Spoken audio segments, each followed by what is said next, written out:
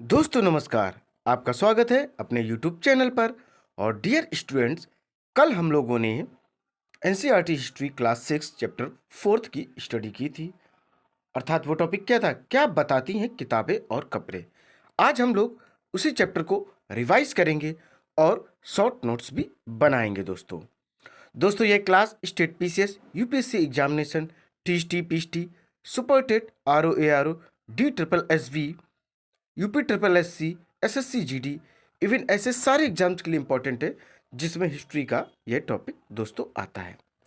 आइए dear students, class start करने से पहले 4 लाइनें आप लोगों के लिए। सब्र करना पड़े तो कर लेना, सब्र करना पड़े तो कर लेना, दुनिया से लड़ना पड़े तो लड़ लेना। उगते सूरज को वो सलाम जरूर करेंगे, तुझे वक्त लगे अगर वो सूरज बनने में, तू चाहे वो वक्त भी ले लेना। दोस्तों आइए अब स्टार्ट करते हैं अपने चैप्टर को फटाफट। क्या बताती हैं किताबें और खबरें। कल हम लोगों ने पढ़ा था कि विभिन्न प्रकार के जो ग्रंथ थे उनसे हमें कैसी ऐतिहासिक जानकारियां प्राप्त हुई हैं। इसके बाद हम लोगों ने कब्रों के बारे में भी पढ़ा है कि किस तरीके से उस समय प्राचीन काल में लोग कब्र बनाते थे और कब्रों के साथ और कितनी अन्य चीजें भी दफनाया करते थे। तो हमारा जो फर्स्ट टॉपिक है वह है प्राचीनतम ग्रंथ वेद। सबसे पहले आप समझे, वेद का शाब्दिक अर्थ होता है ज्ञान वेदों का संकलन। कृष्ण द्वैपायन वेद व्यास ने किया है। वेद 4 प्रकार के होते हैं। वेद कितने प्रकार के होते हैं? 4 प्रकार के होते हैं। पहला ऋग्वेद, दूसरा सामवेद, तीसरा यजुर्वेद, चौथा अथर्ववेद। ऋग्वेद जो वेद है वह सबसे पुराना वेद माना जाता है और बताया जाता है इसकी जो रचना है 3500 साल पहले हुई है। देखिए दोस्तों, अब ऋग्वेद के बारे में पढ़ते हैं। ऋग्वेद ये सबसे पुराना वेद है। ऋग्वेद की रचना 3500 साल पहले हुई है। ऋग्वेद में 1000 से ज़्यादा प्रार्थनाएं हैं जिन्हें सूक्त कहा गया है और इसमें 10 मंडल, 1028 सूक्त, 10,600 मंत्र हैं। पहली बात, ऋग्वेद की रचना कब हुई थी? 3500 साल पहले, पहला पॉइंट। दूसरी बात, इसमें 10 मंडल हैं। तीसरी बात, 1028 सूक्त हैं जिनको प्रार्थनाएं भी कहा जाता है। चौथी बात कि 10,600 इसमें मंत्र भी हैं। क्या है? मंत्र भी हैं। ऋग्वेद की जो भाषा थी वो प्राक संस्कृत थी या वैदिक संस्कृत। आज की जो आप संस्कृत लैंग्वेज को, भाषा को पढ़ते हैं उससे ये थोड़ी सी भिन्न थी, अर्थात ये प्राचीनतम थी। इसे प्राचीनतम संस्कृत भी कह सकते हैं और इसे शुद्ध रूप में से प्राक संस्कृत या वैदिक संस्कृत कहते हैं। इसमें 3 देवता सबसे ज़्यादा रोल अच्छा प्ले करते थे। कौन से महत्वपूर्ण देवता थे? वो 3 थे। पहले अग्नि, इंद्र और सोम। अग्नि थे, इंद्र थे, सोम थे। 3 देवता थे, वह इंपॉर्टेंट थे। और इस पर क्या होता था? देखिए दोस्तों, जितनी भी पांडुलिपि मिली हैं जिस पर श्लोक लिखे हुए प्राप्त हुए हैं वो भूर्ज वृक्ष की जो छालें होती थी उस पर लिखे जाते थे। देखिए भूर्ज क्या होता है? भूर्ज एक प्रकार का पौधा होता है, उसकी छाल निकालकर उस पर वो श्लोक लिखे जाते थे। प्राक संस्कृत भाषा में या वैदिक संस्कृत भाषा में लिखे जाते थे। देखिए दोस्तों, 150 वर्ष पहले ऋग्वेद भूर्ज वृक्ष की छाल पर लिखा गया। यह पांडुलिपि पुणे महाराष्ट्र के एक पुस्तकालय में सुरक्षित है। अर्थात इतने साल पहले ये चीज लिपि लिखी गई थी, पांडुलिपि। आज भी दोस्तों ये सुरक्षित है। पूछा जाए कहां पर सुरक्षित है? ये दोस्तों महाराष्ट्र, जिसकी राजधानी मुंबई है, जिसे प्रवेश द्वार भी कहा जाता है, उसकी एक सिटी है पुणे, जहां पर army force medical college Pune भी है। तो वहां पर ये आज भी पांडुलिपि सुरक्षित रखी हुई है। आगे देखते हैं। देखिए अब टॉपिक है अपना प्रार्थनाएं। ऋग्वेद में मवेशियों, खासकर पुत्रों और घोड़ों की प्राप्ति, रथ खींचने, लड़ाइयों के लिए अनेक प्रार्थनाएं हैं। दोस्तों प्रार्थनाओं का यहाँ पर तात्पर्य है कि विभिन्न प्रकार के वो यज्ञ करते थे, विभिन्न प्रकार की प्रार्थनाएं करते थे ताकि उन्हें पुत्र प्राप्त हो सके और एक बेहतरीन घोड़ा प्राप्त हो सके। अब आप सोच रहे होंगे पुत्र तो ठीक है, घोड़ा घोड़े का स्पेशली ये लोग युद्धों में प्रयोग करते थे। युद्ध में इसलिए प्रयोग करते थे ताकि जो इनका शत्रु है उस पर ये विजय प्राप्त कर सकें और अपने साम्राज्य को अधिक से अधिक बढ़ा सकें। इस घोड़े का रथ खींचने के उद्देश्य से भी कार्य होता था, युद्ध में भी अनेक उपयोग होता था। ऋग्वेद में अनेक नदियों की भी चर्चा है। जैसे कौन कौन सी नदियों की चर्चा हम आपको बता दें। देखिए, सिंधु की है, सरस्वती, सतलज, व्यास। गंगा यमुना का जो जिक्र मिला है डियर स्टूडेंट्स, वह एक बार मिला है। यह बात इससे क्लियर होती है उस समय गंगा यमुना नदियां थीं, बट इतनी प्रसिद्ध नहीं थी जितनी कि व्यास, सरस्वती, सिंधु या सतलज नदियां होती थीं। तो देख लीजिए कौन कौन सी नदियां जिनकी चर्चा हुई थी। व्यास, सतलुज, सरस्वती, सिंधु, गंगा, यमुना। तो लोगों का वर्गीकरण कैसे होता था उस समय? वो क्या काम करते हैं? बढ़ई का कार्य करते हैं, या युद्ध का कार्य करते हैं, या ज्ञान देने का कार्य करते हैं। इस आधार पर भी उनका वर्गीकरण उस समय किया जाता था। इसके अलावा उनकी भाषा कैसी है, इस आधार पर भी परिवार व समुदाय भी देखा जाता था कि उच्च, मध्य या निम्न ये किस तरीके से परिवार से संबंध रखते। इस आधार पर भी उनका वर्गीकरण किया जाता था। निवास भी इंपॉर्टेंट होता था कि वो किस निवास से हैं, अर्थात उनका निवास स्थान किस जगह है या कैसी संस्कृति में है, उससे भी फर्क पड़ता था। इस आधार पर भी वो लोग क्या करते थे, उस समय उनका वर्गीकरण किया जाता था। सांस्कृतिक परंपरा के आधार पर भी किया जाता था।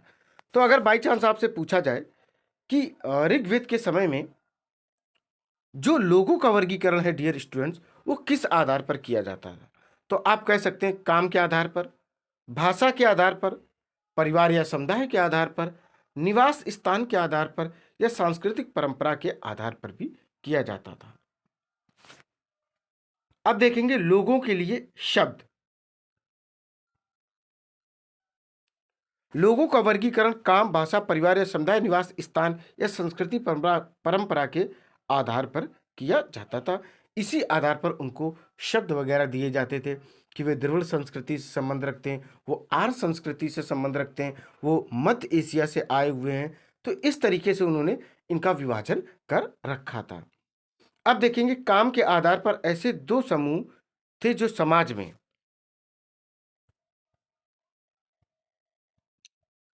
देखिए दोस्तों यहां से, काम के आधार पर ऐसे दो समूह थे समाज में। पुरोहित, जिन्हें कभी कभी ब्राह्मण कहा जाता था, ये यज्ञ व अनुष्ठान कार्य करते थे।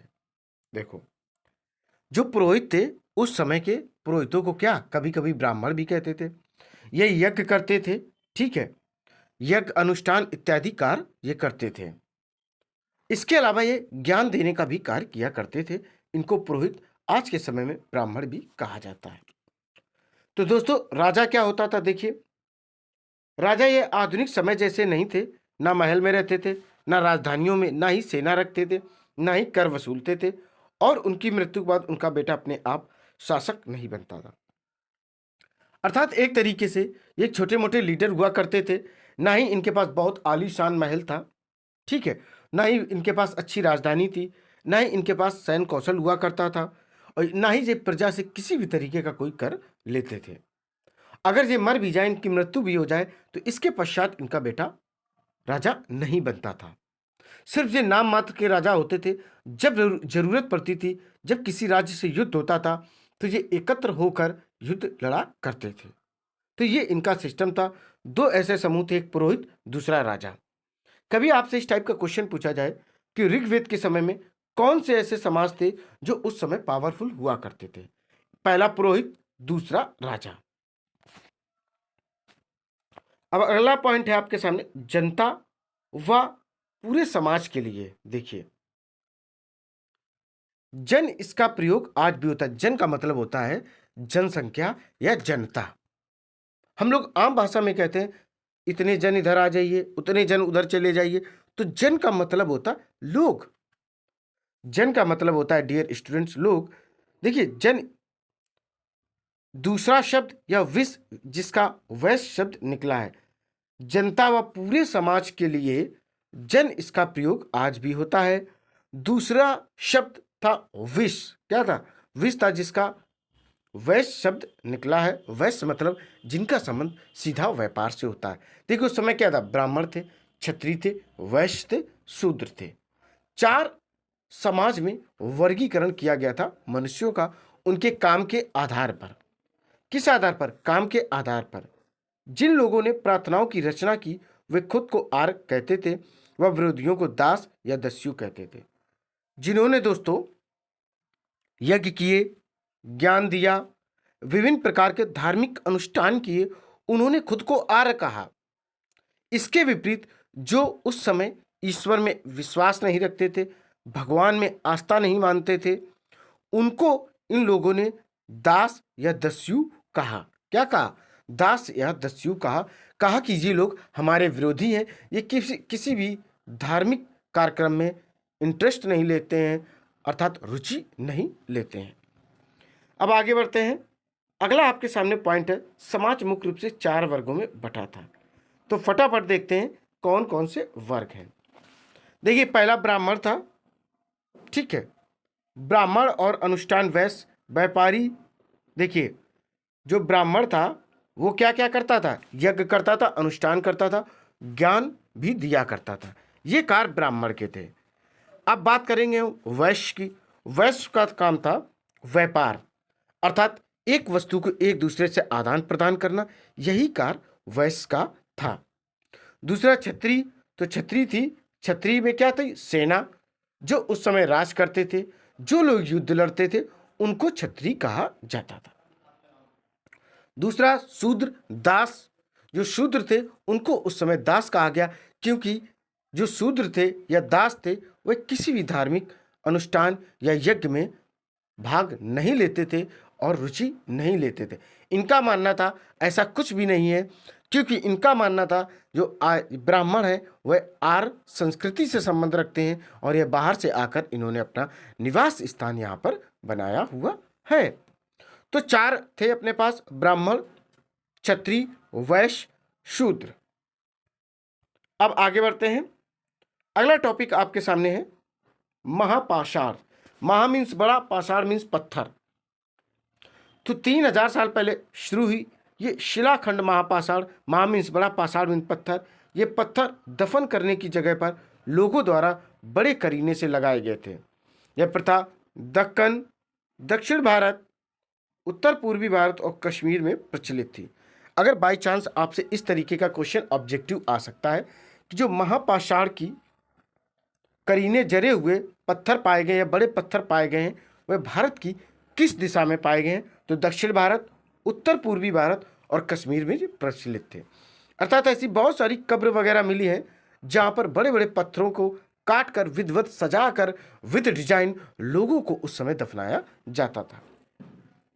मृतकों के साथ लोहे के औजार, हथियार, पत्थर, सोने के गहने, घोड़े के कंकाल, ये सब चीजें प्राप्त हुई हैं। जैसे कुछ कब्र वगैरह मिली तो उसमें क्या क्या मिला है? लोहे के औजार मिले हैं, कुछ हथियार मिले हैं, कुछ पत्थर मिले और सोने के आभूषण भी मिले हैं। हो सकता उस समय उसे पहनाए गए हो। लोगों की मान्यता रही हो कि ये जो मर रहे हैं, मरने के बाद भी इनके शरीर पर आभूषण होने चाहिए और इनके पास विभिन्न प्रकार के औजार और हथियार भी होने चाहिए। साथ में घोड़ा भी दफनाते होंगे, यह सोचकर कि ये वहाँ पर ऊपर जाकर यात्रा कैसे करेंगे। महापाषाण काल 3000 साल पहले लोहे के प्रयोग आरंभ हो गया था। देखिए दोस्तों, महापाषाण काल, यहाँ पर कल नहीं दोस्तों, काल है। साल पहले लोहे के, देखिए यहाँ पर के है, प्रयोग आरंभ हो गया था। लोहे का है यहाँ पर दोस्तों, ध्यान रखिएगा, यहाँ पर का है, का प्रयोग आरंभ हो गया था। अब हम देखेंगे इनाम गांव। इनाम गांव की एक विशेषता है कि यहाँ पर एक कब्र पाई गई है, जरा उसके बारे में समझते हैं। इस कब्र की जो टाइमिंग बताई जा रही है वह है 3600 वर्ष से लेकर 2700 साल पहले भीमा की सहायक नदी घोड़ किनारे एक जगह है। भीमा की सहायक नदी है, घोड़ किनारे एक जगह है। यहाँ वयस्क लोगों को प्राय गड्ढे में सीधा लिटाकर दफनाया जाता था। उनका सिर रहता था उत्तर की ओर और पैर उनके दक्षिण की ओर। कई बार उन्हें घर के अंदर ही दफनाया जाता था।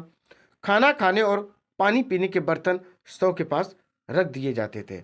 वो इसलिए रखे जाते थे, उनकी मान्यता थी कि यह व्यक्ति जब मर जाएगा तो जब ऊपर स्वर्ग में जाएगा तो यह खाना कैसे खाएगा, पानी क्यों पिएगा। इसलिए उस दौरान लोगों ने शव के साथ विभिन्न प्रकार के बर्तनों को रखना उचित समझा होगा। इनाम गांव में पुरातत्वविदों को गेहूं, चावल, दाल, बाजरा, मटर, तिल के बीज मिले हैं। देखिए क्या क्या मिला है पुरातत्वविदों को। इनाम गांव में गेहूं मिला है, चावल, दाल, बाजरा, मटर और तिल के बीज मिले हैं। इससे यह बात साबित होती है उस समय के लोग इन फसलों को उगाते होंगे और अपना पेट भरने के लिए इन्हीं फसलों का उपयोग करते होंगे, तभी तो इनके आज भी सबूत प्राप्त हुए हैं। जानवरों की हड्डियां मिली हैं। किसकी किसकी हड्डियां मिली हैं? गाय, बैल, भैंस, बकरी, भेड़, कुत्ता, घोड़ा इत्यादि। देखिए इन सब चीजों की हड्डियां भी मिली हैं। गाय की मिली, भैंस की, बकरी की, भेड़ की, कुत्ता की, जैसे हिरण की, सुअर की, चिड़ियों की, कछुआ, केकड़ा और मछली की भी हड्डियां यहाँ पर पाई गई। तो इससे बात साबित होती है कि ये लोग अपने जीवन यापन के लिए, अपनी सुविधा के लिए उस समय के लोग इन जानवरों या इन पशु पक्षियों को पालते होंगे, प्लस अपने भोजन के लिए भी इनका उपयोग करते होंगे। जब तक इनसे दूध दही प्राप्त होता होगा, इसके बाद हो सकता है ये इनको मारकर अपने भोजन के रूप में भी सम्मिलित करते होंगे। तो इनाम गांव से इतनी चीजें प्राप्त हुई हैं जिससे बहुत अधिक जानकारी मिली है कि उस समय के लोग कैसे जीवन यापन करते रहे होंगे। दोस्तों, तो डियर स्टूडेंट्स, हम लोगों ने इनाम गांव पढ़ा। आगे फिर देखिए महापाषाण काल पढ़ा।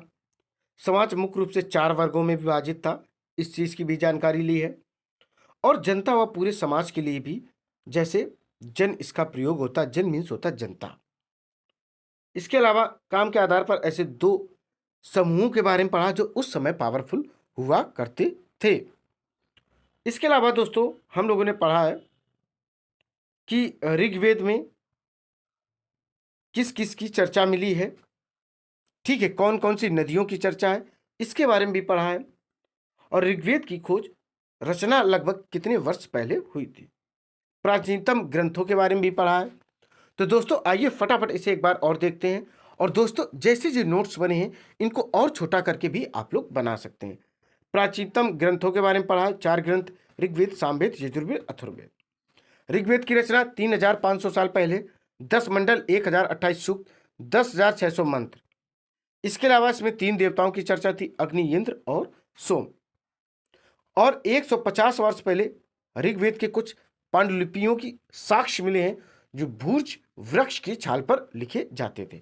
और यह पांडुलिपि महाराष्ट्र के पुणे में सुरक्षित रखी है पुस्तकालय में। और दोस्तों कुछ प्रार्थनाएं वगैरह भी की जाती थी, स्पेशली पुत्र प्राप्ति के लिए और घोड़े की प्राप्ति के लिए। घोड़े का सेंस था, घोड़े का क्यों करते थे? क्योंकि रथ खींचने के लिए, युद्ध करने के लिए इत्यादि चीज़ों की। और इसमें 4-5 नदियों की चर्चा है, जैसे सरस्वती, सिंधु, गंगा, यमुना, सतलज, व्यास। लोगों का जो वर्गीकरण होता था वह उनके काम के आधार पर, भाषा के आधार पर, परिवार या समुदाय के आधार पर, निवास स्थान और सांस्कृतिक परंपरा के आधार पर। इसके अलावा दोस्तों काम के आधार पर 2 समूह ज्यादा ठीक ठाक थे, पावरफुल थे उस समय। पुरोहित थे जिनका काम था यज्ञ करना और धार्मिक अनुष्ठान करवाना। राजा, ये आधुनिक समय जैसा राजा बिल्कुल नहीं होता था, ना ही तो इसके पास महल होते थे, ना ही इसके पास सैन्य शासक होता था, अर्थात बढ़िया सैनिक व्यवस्था भी नहीं होती थी। और इनके मरने के बाद भी इनका बेटा राजा नहीं बनता था, अर्थात जरूरत पड़ने पर ये सबको एकत्रित करते थे और युद्ध लड़ा करते थे। जनता व पूरे समाज के लिए जन शब्द प्रयोग करते थे, स्पेशली इसका शब्द विश, जिसका वैश्य शब्द निकलता है। वैश्य का मतलब होता है एक वस्तु के लेन देन के लिए जो व्यापारी होते हैं उन्हीं को वैश्य कहा जाता है। और दोस्तों जिन लोगों ने प्रार्थनाओं की रचना की है, यज्ञ या धार्मिक अनुष्ठान कराए, उन्होंने अपने को आर्य कहा है। और जो इनके साथ घुले मिले नहीं थे, इनका विरोध करते थे, उनको इन्होंने दास या दस्यु भी कहा है। समाज 4 वर्गों में था, ब्राह्मण, क्षत्रिय, वैश्य, शूद्र। महापाषाण का मतलब है बड़े बड़े पत्थरों से प्राप्त कुछ ऐसी करीने तरासे हुए कब्रें प्राप्त हुई हैं जिनमें बहुत सारी चीजें प्राप्त हुई हैं। और स्पेशली ये किस किस डायरेक्शन में मिली है? दक्षिण भारत, दक्कन, उत्तर पूर्वी भारत, कश्मीर में आदि प्रचलित है। जब लोग मरते थे उनके साथ विभिन्न प्रकार के औजार, हथियार, पत्थर या सोने के गहने, घोड़े के कंकाल, ये सब चीजें प्रारंभ हुई थी। तो माना जाता है कि महापाषाण काल में 3000 साल पहले लोहे का यूज प्रारंभ हो गया था। इनाम गांव, इसकी जो टाइमिंग है 3600 से लेकर 2700 साल पहले मानी जाती। यह भीमा की सहायक नदी घोर किनारे जगह स्थित है। यहाँ पर लोगों को क्या क्या किया जाता था दोस्तों, गड्ढे में सीधा लिटाकर दफनाया जाता था। उनका सिर जो होता था उत्तर की ओर, पैर दक्षिण की ओर हुआ करते थे, और इनके शवों के साथ खाने पीने वाले बर्तन भी दफनाए जाते थे। और पुरातत्व वेदों को यहीं से दोस्तों गेहूं, चावल, दाल, बाजरा, मटर और तिल के कुछ बीज भी प्राप्त हुए हैं। कुछ जानवरों की हड्डियां प्राप्त हुई, केकड़ा, कछुआ, चिड़िया, सुअर, हिरन, मछली, भेड़, बकरी, कुत्ता, घोड़ा, गाय, बैल, भैंस इत्यादि चीज़ों की हड्डियां भी दोस्तों यहाँ से प्राप्त हुई हैं। तो डियर स्टूडेंट्स, ये क्लास यहीं पर कंप्लीट होती है। ये शॉर्ट नोट्स की थी, इसे फटाफट अपनी कॉपी में लिखें और की पॉइंट्स नोटेट करें और अपने सपनों को पूरा करें। ऐसी क्लासें आपको कंटिन्यू मिलती रहेंगी। आपको करना क्या है, इस क्लास को अधिक से अधिक लाइक करना और शेयर करना, मेरे चैनल को सब्सक्राइब करना। दोस्तों, जय हिंद, जय भारत।